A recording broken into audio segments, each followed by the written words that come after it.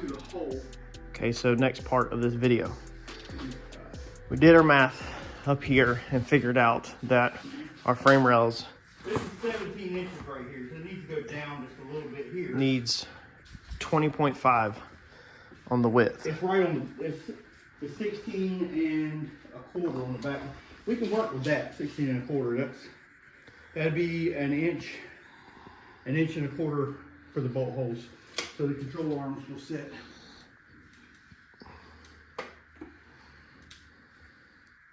On there. So what we did first was Mike did the math basically of how did you figure out where these frame rails fall? What were we measuring? This? Yeah, 3.5 inches off of that to the center. Oh yeah, okay, because your paper said that. Yeah, okay, all right. So let me go back over here. Back up to the previous video. Yeah, okay. So I know by math. Previous video. Remember where we come up 90 right here. If you didn't watch previous video, you got to back up. You need to. This is our cross member lower bolt hole. So we come up and we figured that our tab needed to be 3.5 over. All right, and then you subtract that 3.5 over off of what do we subtract the 3.5 off of? You subtract the 3.5 off of that whole overall distance. Here, that distance to this distance is 3.5 inches. Yes, but to get that 3.5, we subtracted off the overall. Yeah, overall length. Ball joint center to that, and then you subtract that to 3.5. Yep. Yep. And then that tells you where that's at, and then you go that off center line times that by 2, and then that's over to that. So that's our box of our frame rails, 20.5 center to center. We built this on the table. This is just temporary pipe just to get the spread. And now, yeah, well, we're just sitting this up here because now we want to start centering these upper frame rails like that. Now they're still going to get cut back here somewhere and dive down, but for right now, just left them long until we figure that out. So we'll clean this up, and we're going to get the corner iron sat on there. And then we'll just tack the corner iron down. So the corner iron is the perfect spacing. Yep. And then wow. and then we tack these down to the corner iron. Yeah, and then nothing can move. Nothing and then we start building and angles. Start building the angle pieces. Yeah. Wow. So we got lucky with that. All right. So let me clean these tabs off. That was pure luck. Something's about to go bad, wrong, for it to work that good. That's going to fit that. So yeah. And these are temporary. So this temporary. This is temporary. This is temporary. These are all just pieces to hold everything. Let me get this cleaned up. Point of measurement. Better point it because that's how the angle I can measure like that. I know what I'm going to do. So we're just trying to center this box right here. So these are just tacked on. Again, this is just setting our height of the frame rail. We just lucked out on the corner iron. If you don't get lucky like that, then you'll have to build something. Yep. Oh yeah, there you go. Square that up. And you square both sides up. So I had center line marked on day one, if you follow this build, and we've kept center line. Front and back has center lines on it if we need to pull a string or anything through this. And then mark center line on that one, and then just slide this front to back, but the back don't have a center line. So that's what Mike was just drawing up off the end of the frame rails over there. And then same over here, and now he can measure off of mine. And he can square that back up while I watch this front to make sure it don't move. And we're gonna tack all this in place, and then all we gotta do is do the same thing I just did on the other side. Up the frame, if you can. Up the frame rail over here, mark it. So measure over 2, because I got 7 inches right there. Okay. All right, so we've also made marks. That's 5 1/8. Up on the inside of the frame rail. And that's what he's checking on both sides right now. Up on the inside of the frame rail on our corner iron.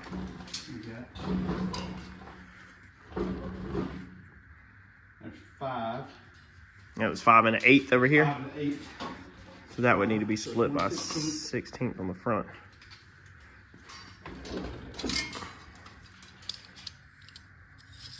That's 5 right there. I'm gonna go that way, 1/16 of an inch. This way? Yeah, let me a little. Wait a second.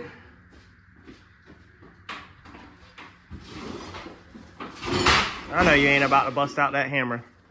We're gonna use the tiny tapper. Oh yeah, my center line even says the same thing. So my center line's off. 1/16 of an inch. Yeah, at least a 16th. Oh man. So you're gonna open the whole box up, and then all the tools are gonna be exposed of what's in that box, man. Now you know what this is for, right? No, I really don't. No, I don't do that. Oh man, that box is a little confusing, everything that's in there. So if that was 5 and an 8, that should be 5 and a 16. 5 and 1/16 because the tiny tack was made that way. Now, but we didn't get forward and backwards right yet either. Look at that. Look how far you got come forward. You need to pause. I don't know. That's 5 and 16 there. We need to come at least that far forward because of the radiator support, remember? Yeah, but what I'm going to do here, hold that.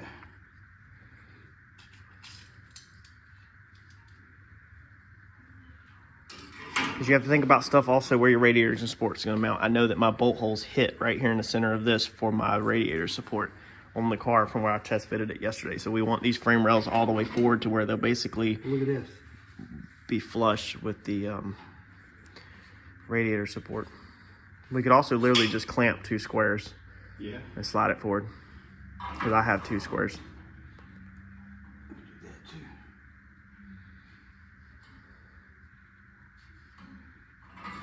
So if you want to clamp something right, like we had another piece of this that we could turn and just tack it right No, there. might as well just go ahead and just bump it forward. We'll just realign it.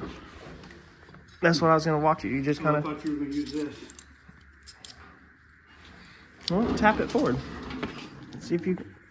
A little bit more than that, though. There you go. Right there. Oops. I screwed us all up. Come forward. Right there.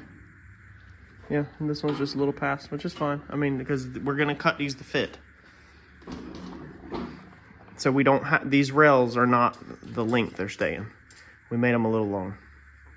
I don't want to make the front super long though, because if I want to test fit the front end on, I want to be able to at least put the front end on. So I think the front end needs to be about right there. And I don't want this square tubing way out front because I think it's ugly. I want to switch to tubular. 5 and a 16. All right, so we found our center line front and back, and it just happened to work out again in our favor that the front of our cross member needs to be flush with this. So we tack these blocks on there for temporary, and then that way we can push this back, and that front of that cross member is Go that way. aligned with that. The whole thing? Yeah. You just lift the wheel up outside this. Okay, let me put the camera down. 8 and an 8.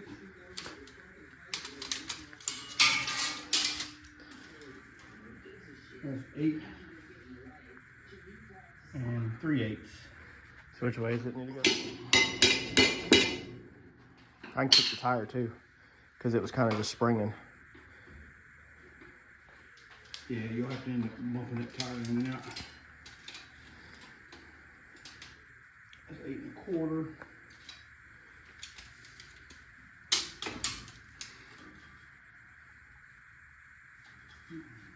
More? That's 6 feet over that. Okay, hold on. Over.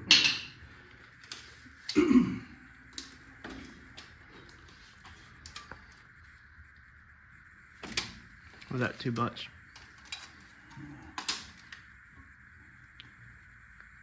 Pretty good right there. 8 1/4. 8 1/4. 8 1/4. There,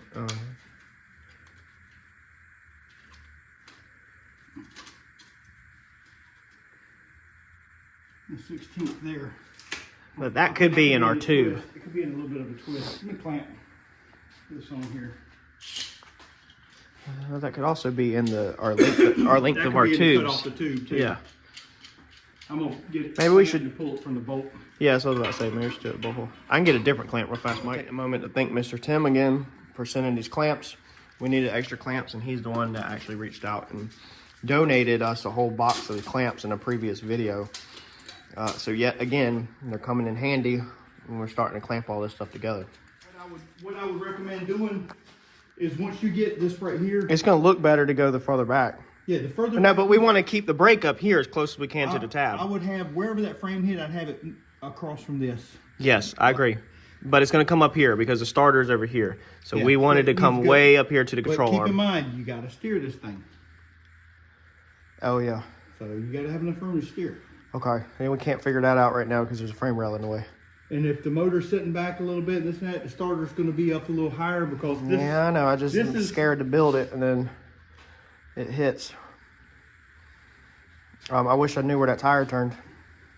We will in a second, but this right here is actually can't we from the oil pan up 11 inches. Yeah, your starter's gonna be just on the inside of that frame rail.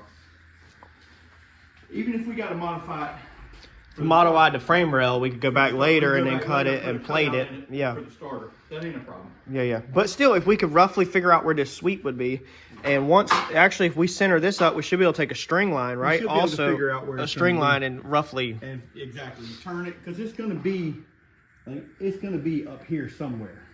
Okay. Well, let's see if we can kind of do that real fast. I know it's going back a little bit, but. Well, we're also not straight up and down. Does that matter? No, that matters a lot.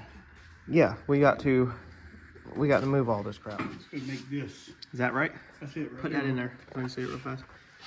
We need 4 of these. Just like. Okay. So that's the pattern of what we're gonna do. We just need to cut 4 of them out. 4 of those. And that's the right length and everything. That's gonna be it, man. All right, so there is our layout. Day 2. Uncle Mike just left. Huge thanks to Uncle Mike. Y'all hit the like button as a thank you to both of us. Drop a comment below if you've enjoyed Mike sharing his knowledge with the suspension with you. I'm sure he'd love to read them and see that he actually is helping people out, because I've told him that people, really appreciate it and like it. Our down pieces we're going for first. So I just cut our first one. All right, that's what it looks like. Got it sitting up there. All right, so that will need to be all welded up. It's nice and smooth on the inside. There's a nice gap on the outside to flow a nice bead into, but the transition on the inside is beautiful. The notch around the bottom is not bad at all. We were talking about sleeving through these. I don't know if somebody's gonna comment that these need a sleeve inside of them. We've decided not to. So we were back and forth, and I might still end up just going back and doing it before I weld these end caps on, but I don't think I am. This is 1/4 inch thick stuff, I think, or no, 3/16. This is really thick stuff, thick wall stuff. And so you've got it going through 2 sides, plus it gets another brace on the outside of it. So that's a lot of freaking support. You're not gonna collapse that tube. There's no way you'll collapse that tube with that bolt. So we don't think it's needed. I don't think it's needed.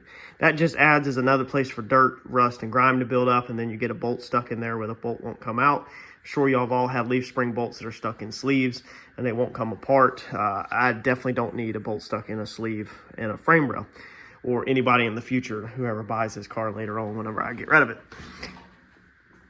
But should leave, let's see here, on the outside, a nice clean end capped look.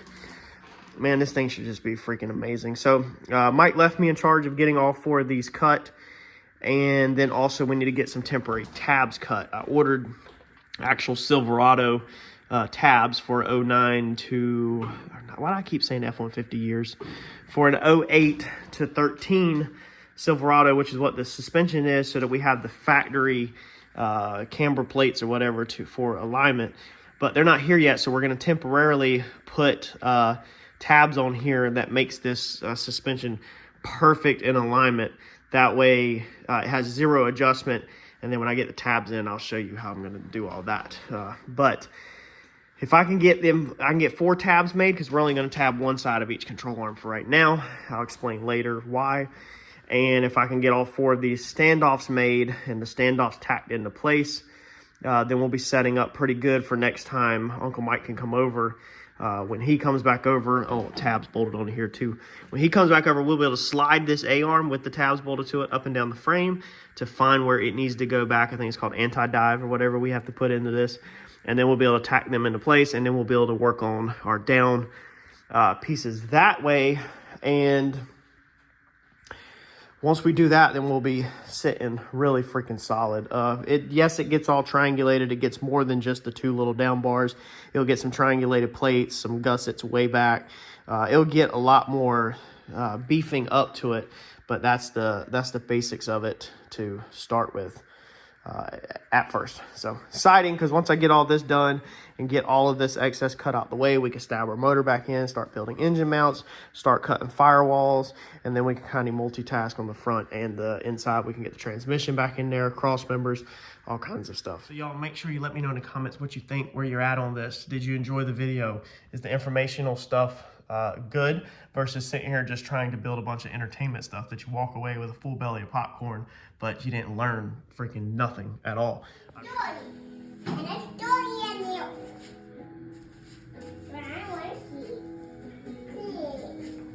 So what are you doing, cleaning it all up? Yeah, you did it. I did that, or I didn't clean it up? Yeah. My bad. All right, so we are gonna try to make some more progress on this thing today. It is Monday before Christmas Eve. I know these videos, I think, are gonna end up like a week behind. I hate it, but I don't wanna just dump the content. I wanna dump it steady and in a healthy order for the channel for growth. So we are this morning working on tying in our front frame section that we just built into the actual frame rail so we can move forward with getting the front part of the chassis table cut off the vehicle. So we need to connect this right here, this section, to this right here, and it needs to be connected right in here somewhere. This gets cut off, this goes, all of this goes, and then the only thing that's left is this upper rail, and it'll dive down into that rail. Now, to do that, Mike was going to take 2x3, and I originally kind of thought we were going to do 2x3 also, and we were going to cut this funky angles on here and into here, do a 2x3, and then I said, well, maybe we can run from the bottom of this down to that with like a tube for extra bracing, because I want to make sure that this piece up front is strong and connected solid to the frame rail. And then we got thinking about it, and I come up with the idea. I was like, let's just plate it. I was like, let's build a really beefy transition boxed plate system thing to connect these together. So what we ended up coming up with, if I can step up here and show you real fast, is this is going to be our first plate. Basically like that. Look how wicked that looks. Man, that looks good. And that is freaking solid stuff right there. So that is going to connect over like that. And we will build 4 plates that box this in. Each plate will be built one at a time. I got to do one and then trace the next one, and we'll trace the 2 outers and then do that. And then I can cut the outside of the frame rail, the chassis table, whatever you want to call it. So that right there is gonna be our first plate. We're building this out of 1/4 inch thick steel. So our frame rails back there are 1/4 inch. These jump to 3/16. But we're gonna tie this together with a giant, massive 1/4 inch thick box. So I went to Southern Metals this morning and had them shear me this template. I basically took them this template up here, that's why it's so dirty. And I said, hey, can you cut these templates? So they have a giant shear, hydraulic, that I definitely don't got. And that way I don't have to worry about sitting here cutting this with a grinder. So they cut that out perfect. The only thing I have to cut with a grinder is that. And then I said also, can you bend me up 2 of these pieces? These are 3/16 at a 90, and they went ahead and done that. These are going to get drilled and cut down to go over this right here. So they're gonna box that in right there. That way our control arm can bolt through them. So I got them, big, and then I'll cut them down to fit. But I don't really have nothing here that's gonna bend that beautifully a piece of 3/16. I'd have to weld it. I'm trying not to, trying to cut down on the weld I have to do so that it looks clean. So anyway, these 2 pieces bent, plus these 2 pieces sheared off, and the metal, $31 out the door. You cannot beat that, man. Southern Metals is approximately 8 minutes from me, so it's not far at all. It's pretty easy. So we're gonna cut these out real fast. I'm gonna clean these plates up, mark it, cut my little notch in there. I do have to bend that right there like that. So what I'm gonna do is I'll draw a line straight through it, and then I'll cut most of the way through this tab right here, at least half of the way or so, and hammer it over, and then I will have to re-weld that back together, but easy enough, not that big of a deal. So let's get this cleaned up, marked out, cut, and clean up these frame rails, and then let's tack this thing in place and build our next template so we can go back to Southern Metals to get our last 4 pieces cut. There's eventually going to be plated on the bottom also, but I'm not going to worry about the plates on the bottom at the moment, because just the 3 plates will be plenty strong to put the engine in to make a roller out of it and everything. When we take the body off the car to finish the frame and paint it and everything, and we flip the frame upside down to finish welding all the bottom stuff, that's when we'll make the plates for the bottom. Is that Mom? Are you going to the metal place? If Mommy's gone when I have to go, then yes, you're going to the metal place with me. Oh, But if Mommy's still here, then you can stay home. Daddy. What? Don't weld anymore today. I think that's for me, Dad.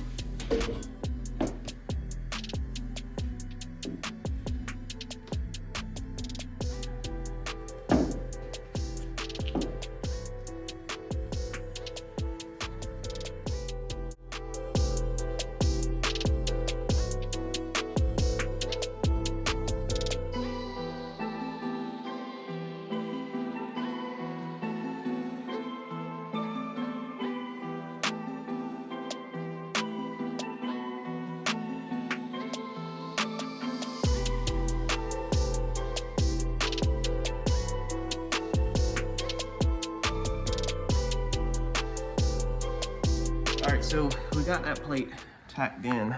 We got this plate back here tacked in, and we're working on our cardboard plate right here. So that's gonna be our next one. I wasn't going to up and over the frame rail right there, just pure laziness. I was gonna cut a little triangle and fill it in, but I guess I'm gonna go ahead and do it. I'm just gonna tape it as an add-on. May run back over there, get these 2 cut, and then just buy some 1/4 inch and just hand cut the last 2 on the face. The bottoms, again, will be done at a later date. I'm gonna decide what I'm gonna do. All right, so this is the second set of plates. Went and had them cut real fast. I just gotta cut this notch out of them. That run was, where's the price on that? $23.01. $23.01. So 30-ish, 20-ish, about 50-ish, 60-ish right now this morning on these 2 plates. I'll take that all day long, son. I will take $60 for them 2 plates all day long, because that is what, this is a focal point. Transferring from them rails to the front section. And if you look down, you'll be able to see these under the hood if you look really good. This is a focal point. So this is where I don't mind spending a little extra money. We should be, I'm gonna guess when we're done, about $100 in transitioning from the big rails to the front section. And I will take that all day long versus hacking up some square tubing and just having it look like crap. I'm trying to build the as high end of a build as I can to my capabilities, you know, and go the extra mile where I'm capable of with what I got. Let's get these cut out.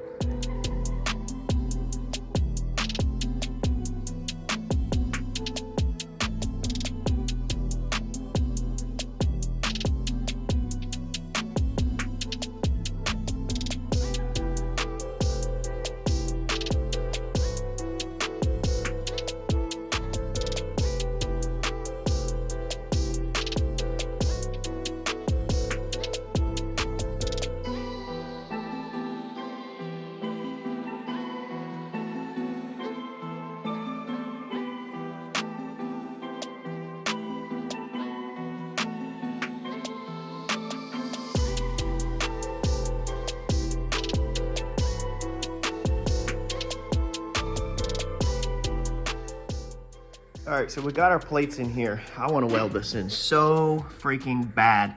But Mike literally called me and said, do not weld it in.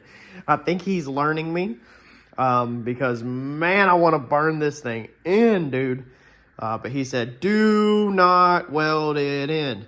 He said, put like 1-inch tack welds if you want around the stuff before you cut it apart. But whatever you do, don't weld it in case we need to change anything. So I'm dying. I'm so desperate to weld this thing in, though, because I just want it like done. Update on the filters though, as you can see, it is nasty out here. Wife's at Costco and I told her, I was like, I desperately need filters. So the filters have 100% done their job. If you followed along with the remodel, when we built that box up there, they were completely white and they are cooked, dude. We leave the fans on all the time now when I'm out here to help get this dust out of the air and smoke out of the air. I guess I'm gonna start cutting these pieces off of here and trying to work towards getting these frame rails cut. And they're the hard ones. That way we can build our front plate and get it cut at Southern Metals.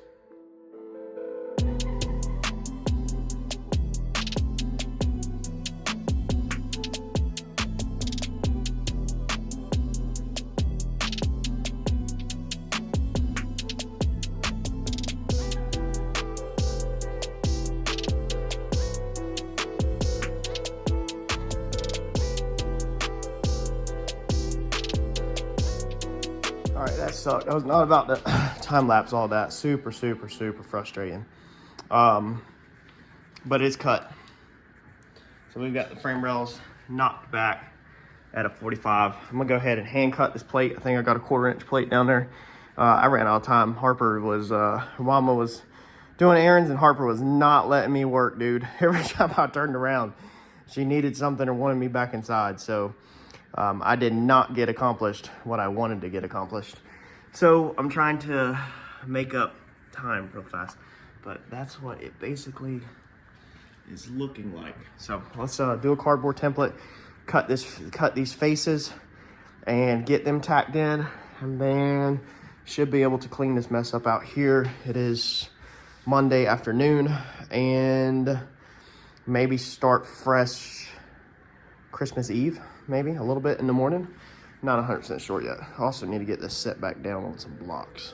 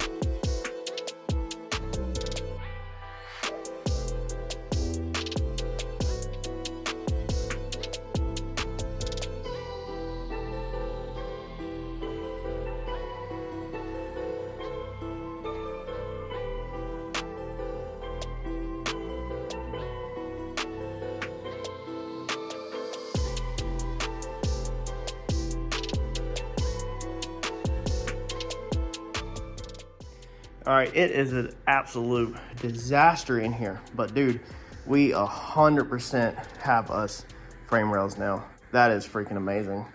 That is amazing. So I'm hoping that Mike, I don't know, he's gonna tell me not to weld them all out. I know he is. I want to weld it out. I want to weld it out so freaking bad.